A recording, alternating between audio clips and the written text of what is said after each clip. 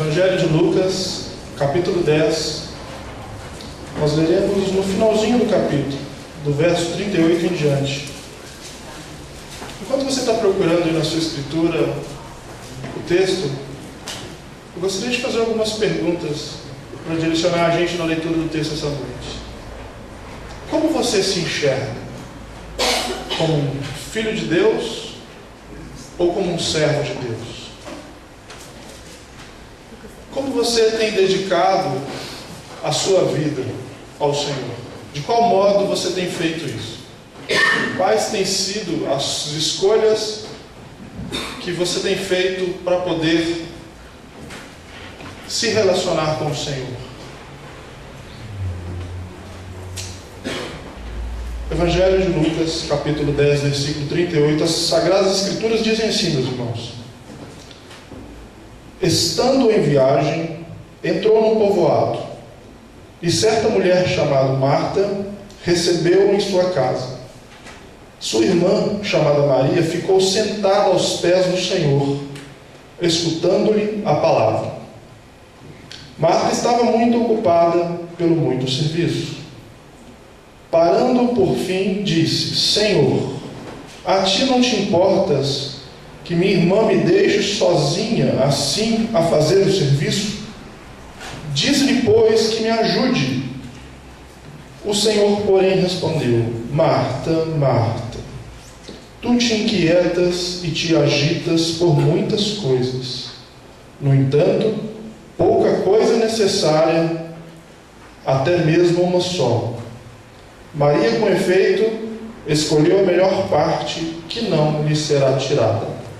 Amém. Senhor, essa é a tua escritura, Senhor, é a tua palavra viva que chega até nós.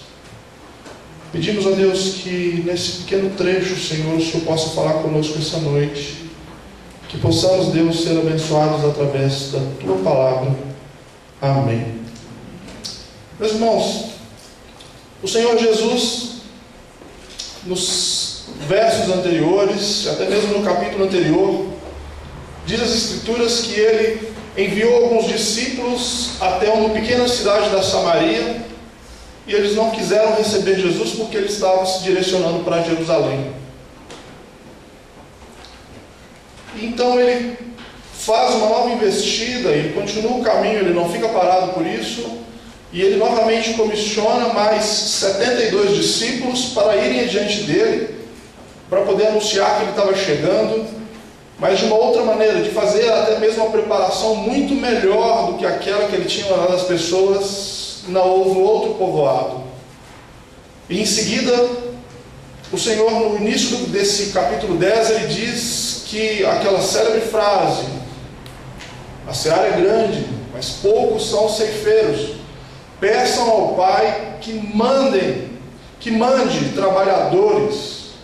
Peçam ao Pai que manda gente disposta a fazer o trabalho que precisa ser feito.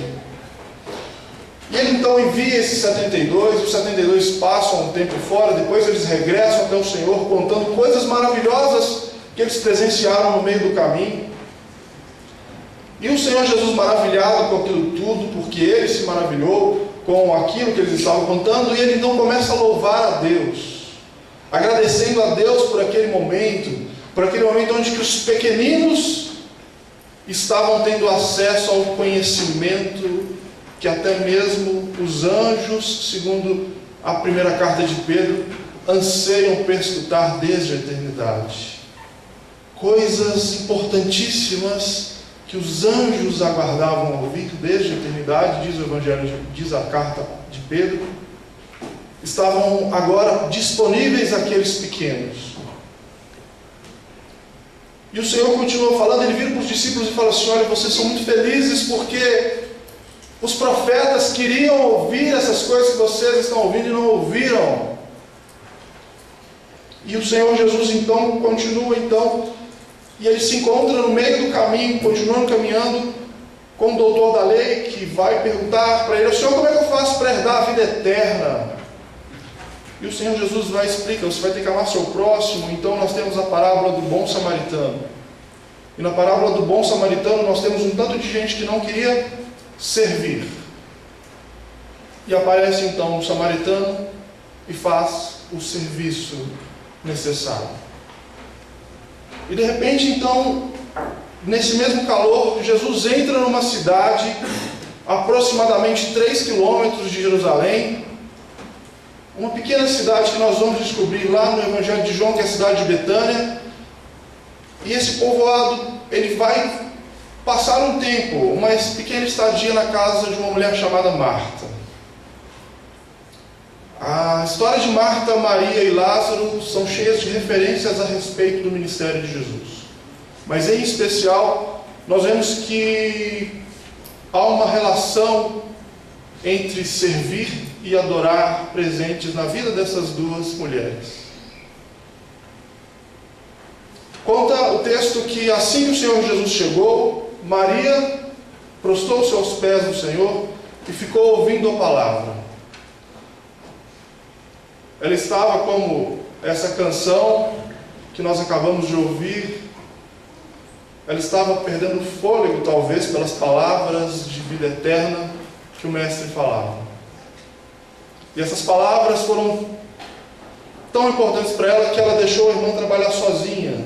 Talvez a irmã estivesse fazendo um almoço para receber aqueles viajantes. Talvez ela estivesse arrumando a casa. Fato é que Marta se via como uma mulher a serviço do Senhor naquele momento. E ela, dedicada ao serviço que era muito, olha para o lado, vê a irmã não fazendo nada a não ser ouvindo o Senhor. E ela fica indignada, diz o texto. E ela então fala assim: Senhor, você não vai falar nada não? Eu estou aqui trabalhando sozinha e a minha irmã está aí. Manda ela trabalhar, manda ela vir me ajudar. E o Senhor responde para ela: Marta, ela escolheu a parte boa. Não é necessário muita coisa. Maria escolheu a parte boa. É engraçado nós pensarmos nesse diálogo de Marta com Jesus, porque o Senhor falou lá atrás que tinha pouca gente para trabalhar. Tinha pouca gente a serviço do Senhor. De que era necessário que nós pedíssemos ao Senhor que enviasse pessoas para o trabalho. E agora o Senhor, quando uma pessoa chega para ele e fala: Senhor, manda ela trabalhar, eu estou te pedindo. Eu estou pedindo de gente, estou precisando de gente para me ajudar. Eu preciso de gente para servir ao Senhor, porque eu estou servindo sozinha. E o Senhor fala: olha, calma, Marta. Você está inquieta e preocupada com muitas coisas. Pouco é necessário. Meus irmãos, pensando nessas coisas, eu não tenho como deixar de pensar na igreja. A igreja, eu gosto de pensar que é um oásis no meio de um deserto, onde por um lado é seca, areia, pedras, nenhuma vida, nenhuma árvore, nenhuma água, nenhuma sombra, e de repente nós encontramos um pequeno laguinho com algumas palmeirinhas, né? Acho que é essa visão que vem à mente primeiro, mas com vida brotando daquele lugar.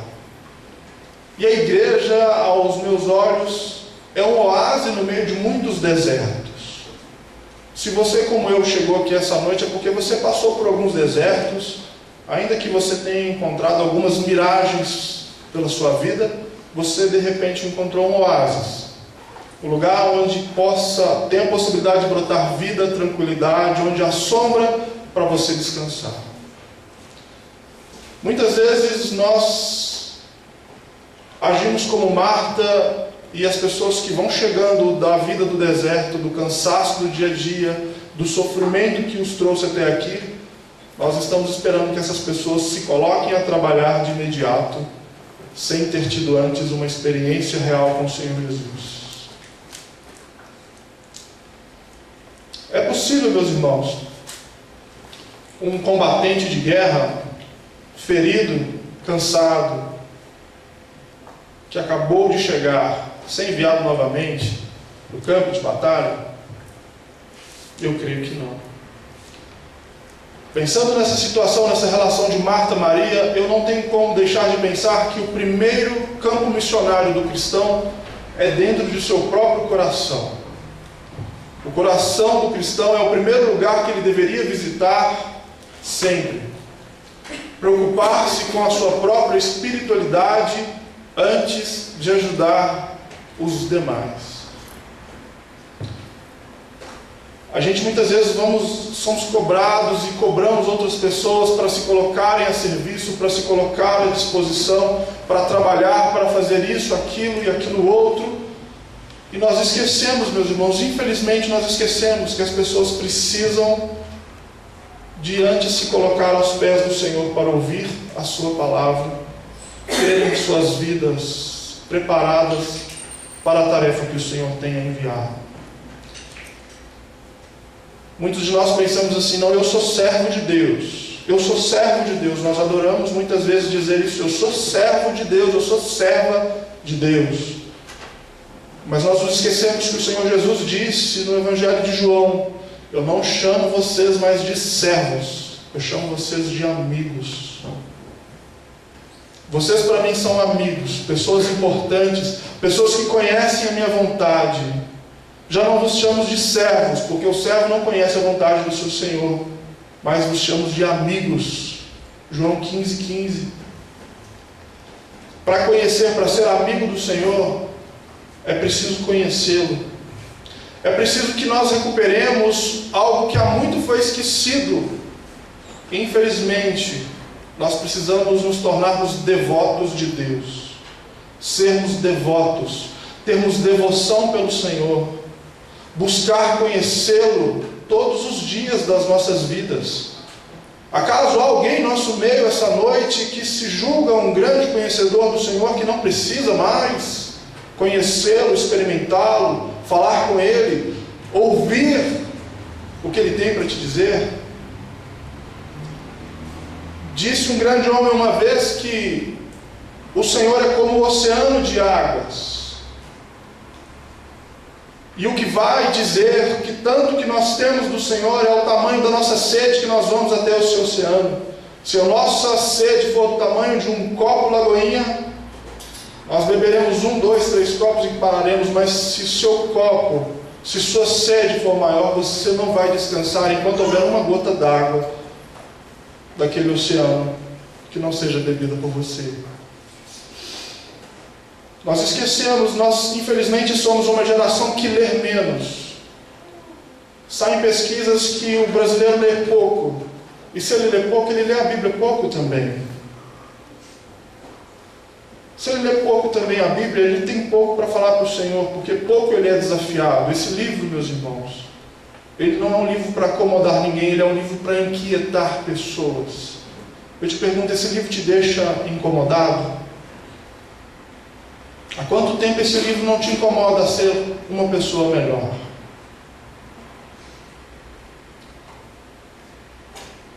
Nós somos uma geração que lê menos, que talvez vai orar menos também, e por conseguinte vai também adorar menos. O processo de adoração é aquilo que você faz, é o processo de resposta, é a sua resposta ao Senhor, é o ato de você se colocar como Maria aos pés do Senhor, para ouvir o que Ele tem para falar para você. Será que as palavras do Senhor já não são mais aquelas palavras que um dia, quando o Senhor mandou todo mundo embora, falou assim: olha, vocês não vão embora também não? Aí um discípulo respondeu: Senhor, para onde que eu vou? Só o Senhor tem palavras de vida eterna. Será que nós perdemos aquilo que nós costumamos chamar de primeiro amor, e nos colocamos a trabalhar e trabalhar e trabalhar, e nos tornamos cristãos práticos, cristãos das muitas ações e da pouca adoração?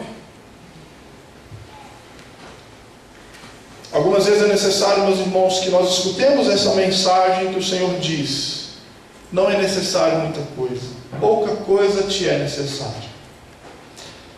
No evento da morte de Lázaro, essas duas irmãs aparecem novamente no Evangelho de João, capítulo 11. E uma coisa que a gente percebe do texto, que assim que ele morre, Jesus volta para poder se encontrar com as irmãs e com o falecido Lázaro. Marta, ficando sabendo que Jesus estava vindo, ela se levanta, vai de encontro a ele e fala assim: Senhor, se o Senhor estivesse aqui, meu irmão não tinha morrido. E ela continua falando para ele assim: olha, faz alguma coisa, peça ao Pai, faz isso, faz aquilo outro.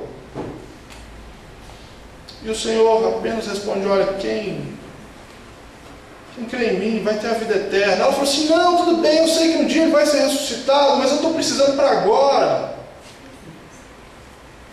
Aí ela vê que não dá muito certo a conversa dela, ela volta correndo para dentro, e a irmã que ficou esperando lá dentro, mesmo sabendo que Jesus estava chegando. Marta fala com ela: Maria, vai lá fora, Jesus chegou, vai lá, fala com ele, talvez ele te ouça. E Maria vai. E ao chegar lá, ela fala a mesmíssima frase da irmã: Senhor, se o Senhor estivesse aqui, meu irmão não teria morrido. Só que com uma diferença, meus irmãos. Ela era uma pessoa, diz as Escrituras, que aprendeu sobre Jesus aos pés do Senhor. A primeira coisa que ela fez foi se prostrar aos pés do Senhor para falar com Ele. Prostrar aos pés muitas vezes vai significar ter relação, intimidade, conhecimento. Intimidade, aquela coisa gostosa que a gente costuma ter uns com os outros, a gente precisa ter com Deus também. E dessa intimidade que ela tinha com o Senhor, ela só falou isso e chorou. O Senhor Jesus olhou para ela, diz o texto, e no verso 35 do Evangelho de João, capítulo 11, diz apenas isso: Jesus chorou. Jesus chorou. Em algumas tradições mais antigas diz que esse choro não foi um choro qualquer, mas que ele verteu-se em lágrimas. Jesus estava comprometido de uma forma diferente com Maria. E ele então chora e vai até Lázaro, e o resto da história nós já sabemos. O que eu destaco aqui sobre Maria, meus irmãos, é de que ela buscou uma relação com o Senhor diferente. Ela buscou uma relação com o Senhor de conhecimento, de aprofundamento, que muitas vezes nós hoje podemos ter também, através das orações, da leitura das Escrituras, de ouvir a palavra, de você estar num culto como este, em algum lugar que você preferir, ouvindo uma mensagem, ouvindo uma boa música, em diversas formas para estreitar a sua vida com Deus, para que esse relacionamento seja real, para que Deus não seja apenas o motivo pelo qual você anda fazendo um monte de coisas na igreja. Deus não quer que você fique fazendo coisas na igreja em primeiro lugar. Em primeiro lugar, o Senhor quer que você o conheça, que você seja uma pessoa de intimidade com Ele, de relacionamento real, meus irmãos.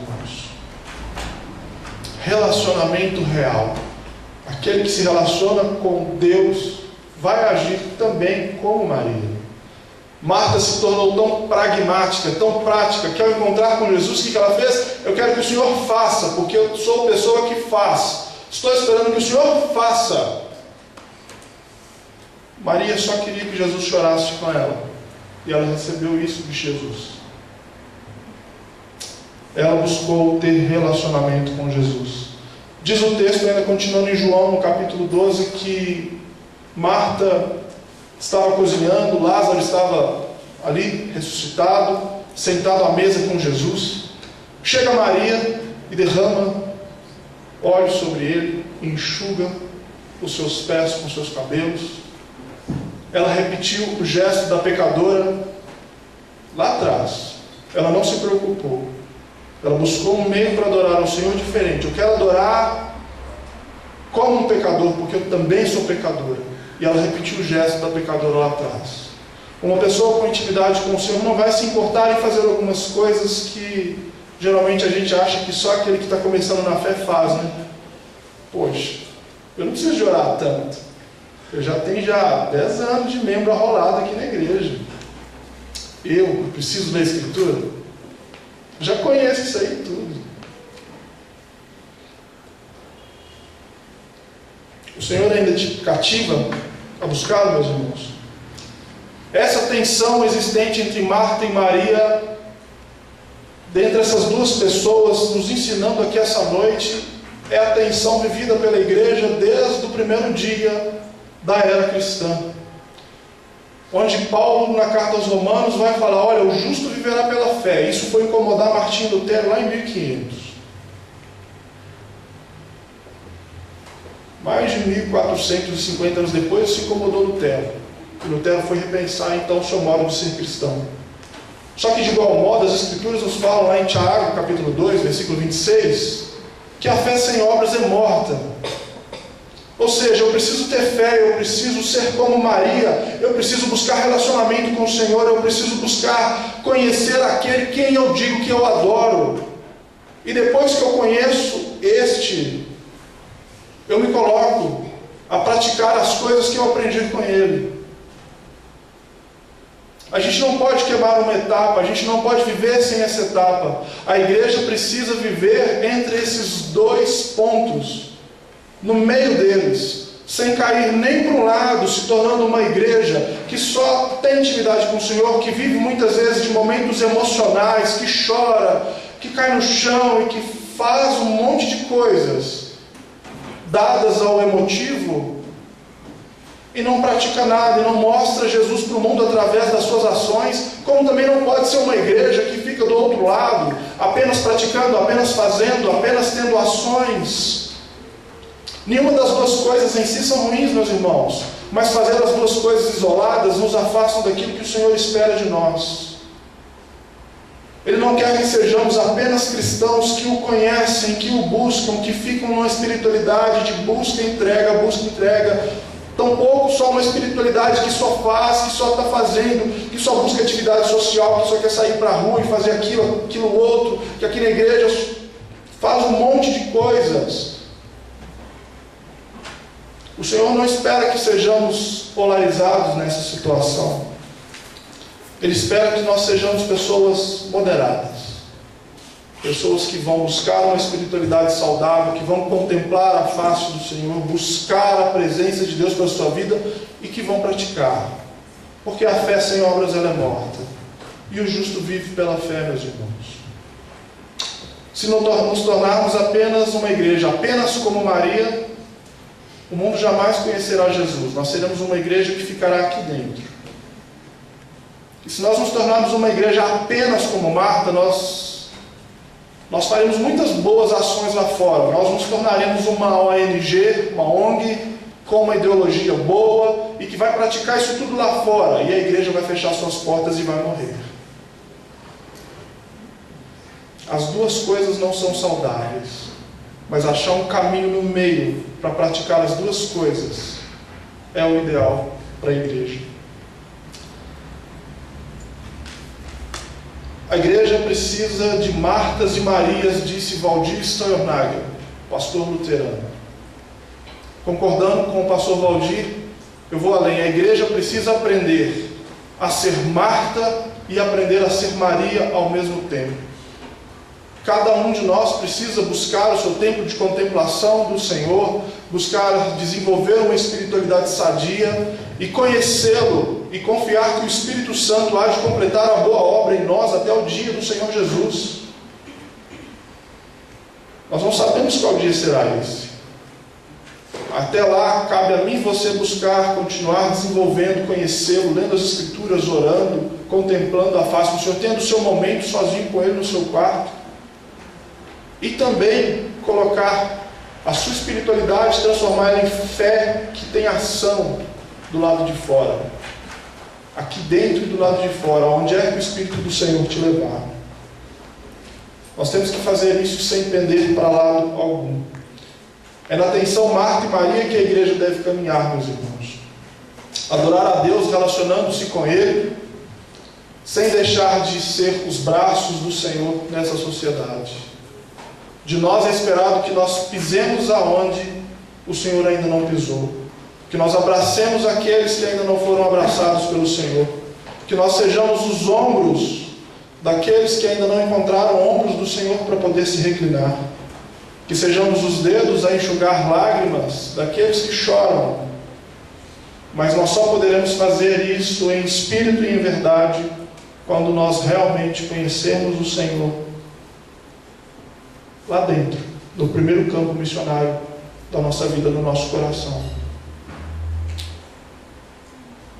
O Senhor nos chama essa noite, meus irmãos, para que nós possamos refletir se nós nos tornamos apenas cristãos práticos, se nós nos tornamos apenas cristãos que ficam em adoração eterna e não transformam essa adoração em vida prática. Nós precisamos de aprender a ser como Ele. Nós precisamos, porque o Senhor Jesus foi assim. As Escrituras nos dizem que o Senhor subia aos montes para poder orar, para falar com o Pai, e descia para poder cumprir o seu ministério. Que eu e você sejamos despertados para essas coisas. Sejamos despertados para ter uma vida relacional com o Senhor Jesus todos os dias da nossa vida, para que assim nós possamos ser servos, amigos que conhecem Ele e que praticam aquilo que Ele espera de nós. Amém? Que Deus abençoe vocês. Amém?